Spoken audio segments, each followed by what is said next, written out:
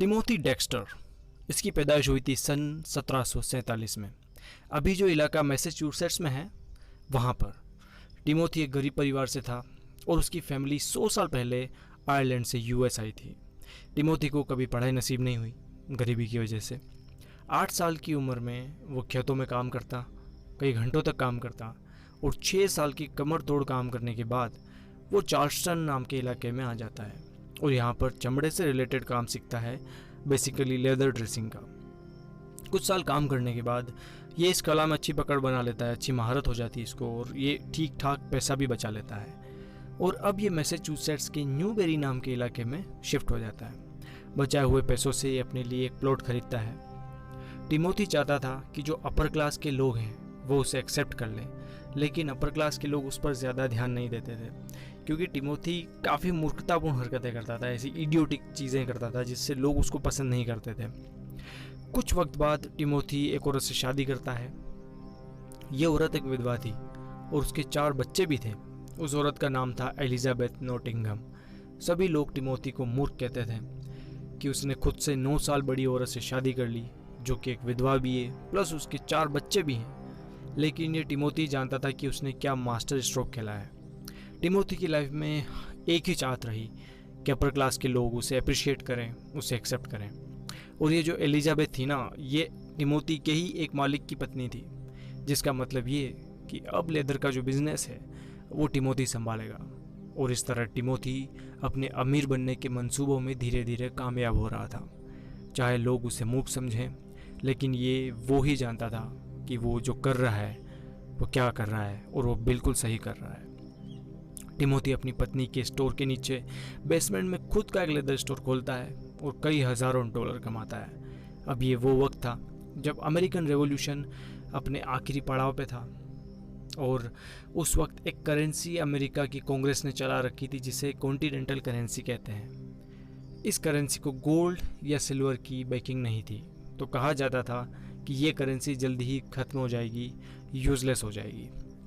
लेकिन फिर भी टिमोथी इस करेंसी को बहुत ज़्यादा क्वांटिटी में ख़रीद लेता है। सभी लोग टिमोथी की मूर्खता का मजाक उड़ाते हैं कि उसने ऐसा गलत इन्वेस्टमेंट किया, लेकिन हैरानी की बात तब होती है जब किस्मत से अमेरिकन कांग्रेस इस पेपर करेंसी को लीगलाइज कर देती है, इसके पीछे गोल्ड और सिल्वर की बैकिंग करती है और इसके बदले लेन देन करना अलाउ कर देती है। अब टिमोथी, जिसे सर मूर्ख कह रहे थे, वो रातों रात बहुत अमीर हो चुका था। अमीर लोगों को रिझाने के लिए टिमोथी एक बहुत बड़ा मकान खरीदता है।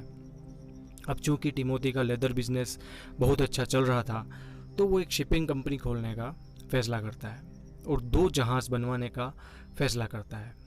उसके बाद ये अपने लेदर के बने कपड़े, बिस्तर वगैरह देश दुनिया की ठंडी जगहों पर भेजता। अगले बिजनेस में अब टिमोथी क्या करता है कि वो अपने एरिया के सभी लोगों से कहता है कि वो बिल्लियाँ खरीद रहा है। जो कोई भी उसे बिल्लियाँ ला कर देगा वो उसे पैसे देगा। लोगों को टिमोथी की ये बात बचकाना लगी, मूर्खतापूर्ण भी लगी, लेकिन जब लोगों ने उसको बिल्लियाँ ला कर दी तो उसने बाकायदा लोगों को पैसे भी दिए और बहुत सारी बिल्लियाँ इकट्ठी हो गई टिमोथी के पास। खैर, अब बिल्लियाँ इकट्ठी हुई। टिमोथी अब इन सब बिल्लियों को जहाज़ में भरकर वेस्ट इंडीज़ की तरफ रवाना होता है। वेस्ट इंडीज़ शायद आप जानते होंगे सब। अब दिक्कत ये थी कि वेस्ट इंडीज़ में उन दिनों चूहों ने बहुत ज़्यादा फसलों को ख़राब कर दिया था और वो लोगों के गोदाम चट कर रहे थे। नतीजतन टिमोथी की ये बिल्लियाँ अच्छे खासे भाव में बिक गई। अब ये वो वक्त था जब फ्रांस में कोर्सेट पहनने का चलन नया चला था और ये उस टाइम काफ़ी ज़्यादा फैशन में था और ये कोर्सेट कमर के आसपास पहना जाता था। इसके लिए व्हेल की हड्डियों की ज़रूरत पड़ती थी। तो यहीं पर टिमोथी को एक नया बिज़नेस मिला और उसने इस बिज़नेस से भी काफ़ी पैसे कमाए क्योंकि टिमोथी जहाँ रहता था उसके आसपास के इलाके में व्हेल की मछलियाँ काफ़ी ज़्यादा मिलती थी। अब एक वाक़या हुआ जो बहुत इंटरेस्टिंग है। एक दिन एक आदमी इरादतन टिमोथी का मजाक बनाने के लिए उससे कहता है लोगों के बीच कि अगर तुम इतने ही अच्छे बिजनेसमैन हो तो न्यू कैसल नाम की जगह में कोयला बेचकर बताओ। आपको बता दें कि न्यू कैसल उस वक्त माइनिंग के मामले में शहंशाह था। उस वक्त बहुत ज़्यादा कोयला प्रोड्यूस करता था और कोयला एक्सपोर्ट भी करता था और वहाँ जाकर कोयला बेचना ये बहुत मुश्किल था लेकिन टिमोथी उसका चैलेंज एक्सेप्ट करता है सबके सामने और अपने दोनों जहाज़ में कोयला भरकर न्यू कैसल की तरफ चल देता है। जब ये न्यू कैसल पहुँचता है तो पता चलता है कि टैक्स को लेकर कोयला खदान के मालिकों और सरकार में ठन गई है और कोयला खदान के मालिकों ने कोयला प्रोड्यूस करना बंद कर दिया है, एक्सपोर्ट करना बंद कर दिया है। नतीजतन जैसे ही टिमोथी वहाँ पहुँचता है तो उसका कोयला जो है वो हाथों हाथ कई गुना ज़्यादा कीमत पर बिक जाता है। टिमोथी दिन में शराब पीता और सुबह तक उसकी शराब उतरती, हैंगओवर रहता और सुबह के वक्त ही वो अपना सारा काम करता। इस वजह से कभी भी टिमोथी को अपर क्लास के लोगों ने एक्सेप्ट नहीं किया, क्योंकि जो हरकतें वो करता था वो बहुत बेहुदा थी। टिमोथी की औरत उससे काफ़ी खासी तंग थी उसकी इस अजीब बिजनेस सेंस की वजह से। दोनों शादीशुदा तो थे लेकिन शादीशुदा लोगों जैसी कोई बात नहीं थी। एक दिन टिमोथी पूरे कस्बे में घूमता है और सबसे कहता है कि उसकी बीवी मर चुकी है और अभी जो उसके साथ रह रही है ये उसका भूत है। टिमोथी के दोनों बच्चे सैमुअल और नैन्सी दोनों शराब पीने लग जाते हैं, शराब के आदी हो जाते हैं और सैमुअल तो मानसिक रूप से पागल भी हो चुका था। टिमोथी अक्सर इस बात से परेशान रहता है कि लोग उसे एक्सेप्ट नहीं कर रहे हैं। सन 1796 में टिमोथी तंग आकर हैम्पशायर में चेस्टर नाम की जगह पर शिफ्ट कर दिया जाता है। वो खुद को शिफ्ट कर लेता है इस उम्मीद में कि कहीं शायद किसी औरत से उसकी मुलाकात हो जाए जो उसमें इंटरेस्टेड हो।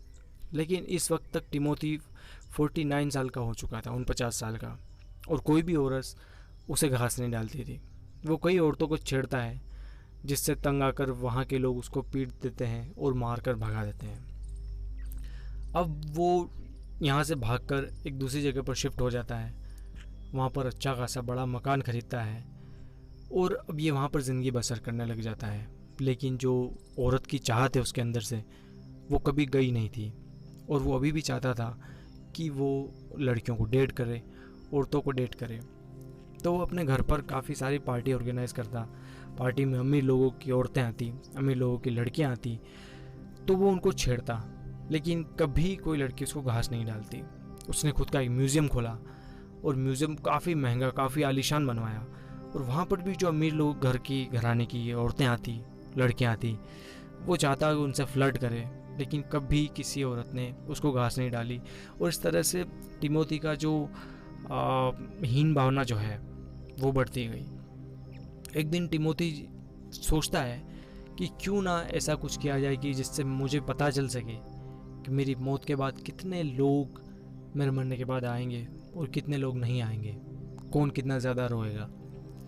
तो वो चाहता था कि लोग उसको अप्रिशिएट करें। इस वजह से वो भाड़े पर लोगों को हायर करता है और ख़ुद की मौत की झूठी अफवाह फैलाता है कि वो मर चुका है, और भाड़े पर वो लगभग 2500 लोगों को बुलाता है और उसके फनरल में, उसके नकली फ्यूनरल में किसी को पता नहीं कि टिमोथी मरा नहीं है। सब ये सोचते हैं कि शायद टिमोथी मर चुका है। उसका फ्यूनरल होता है, लगभग 3000 लोग उसके फ्यूनरल में शामिल होते हैं। लेकिन जब वो देखता है कि उसकी जो पत्नी है, जबकि उसने पत्नी को बता रखा था कि वो झूठ मूठ में मर रहा है और उसकी पत्नी को नाटक करना है कि उसका हस्बैंड सच में मर चुका है, और उसको दहाड़े मार कर रोना जिससे लोगों को पता लगे कि टिमोथी सच में एक अच्छा इंसान था और वो उसे अप्रिशिएट करें, चाहे मरा हुआ मानकर ही अप्रिशिएट करें। उसके अंदर अप्रिशिएशन की इतनी भूख थी। लेकिन जब टिमोथी की पत्नी होती है वो दहाड़ मारकर नहीं रोती, हल्का फुल्का सा ही ग्रीफ दिखाती है, तो टिमोथी आता है और वो अपनी पत्नी को वहीं पर ग्रेवयार्ड में मारना शुरू कर देता है। इससे लोगों को ये भी पता चलता है कि टिमोथी की अभी कोई मौत नहीं हुई, ये सिर्फ एक नाटक था। सन 1902 में टिमोथी एक किताब भी लिखता है जिसका नाम था a pickle for knowing once. अजीब बात यह थी कि ये किताब खैर 24 पन्नों की, लेकिन इस बुक में एक भी फुल स्टॉप, एक भी कोमा, इन्वर्टेड कोमा या कोई भी किसी भी तरह का पंक्चुएशन नहीं था। उसने उम्मीद नहीं की थी कि उसकी ये किताब जो है खुद के बारे में, इसमें उसने अपनी बीवी के लिए, पॉलिटिशियंस के लिए, क्लर्क्स के लिए, जो नौकरशाही ब्यूरोक्रेसी, उसके लिए खुद का एक ओपिनियन दिया था। और बुक काफ़ी एक तरफा थी, बिल्कुल बायस थी। तो उसने उम्मीद नहीं की थी कि उसकी ये बुक इतनी ज़्यादा बिकेगी। उसने जो एक्सपेक्ट किया था, उसने जितना एंटिसिपेट किया था, बुक उससे 8 टाइम्स ज़्यादा, 8 गुना ज़्यादा बिकी। और हैरानी की बात ये कि उसने बुक को वापस लिया, इस बार अच्छे से कोमा पंक्चुएशन वगैरह लगाए और बुक के बाहर एक नोट भी लिख दिया कि अगर आपको लगता है कि किसी जगह पर कोमा या पंक्चुएशन लगाया जाना चाहिए तो आप खुद से लगा लें। और इस तरह ये बुक काफ़ी ज़्यादा पॉपुलर हुई उस टाइम पे। डेक्स्टर टिमोथी खुद को लॉर्ड डेक्स्टर टिमोथी कहता था, लाइक जैक स्पैरो खुद को कैप्टन जैक स्पैरो कहता था। उस टाइप से डेक्स्टर टिमोथी खुद को लॉर्ड डेक्स्टर टिमोथी कहता था। और 26 अक्टूबर 1806 को 59 साल की उम्र में लॉर्ड डेक्स्टर टिमोथी की मौत हो जाती है। तो दोस्तों ये थी आज की कहानी, जो एक ऐसे बिजनेसमैन के ऊपर थी जिसने वो सारी मूर्खतापूर्ण हरकतें करी जो कि एक नॉर्मल बिजनेसमैन या नॉर्मल इंसान भी जिसको बिजनेस की समझ ना हो वो भी नहीं करता। लेकिन फिर भी इन्होंने पैसा बनाया, पैसा कमाया और ज़िंदगी भर जो डेक्स्टर टिमोथी वो अपनी जड़ों से जुड़ा रहा। मरने के बाद भी उसने अपनी जो वेल्थ थी उसका बहुत सारा पैसा जिस शहर में वो रहता था उसके विकास के लिए उसने दान कर दिया, इस उम्मीद में कि शायद जीते जी मुझे अप्रिशिएट नहीं किया गया हो, लेकिन शायद मरने के बाद लोग मुझे मेरे इस कंट्रीब्यूशन को अप्रिशिएट करें। तो दोस्तों ये थी आज की कहानी। मिलते हैं किसी नए दिन नई कहानी में। गुड बाय, शुक्रिया।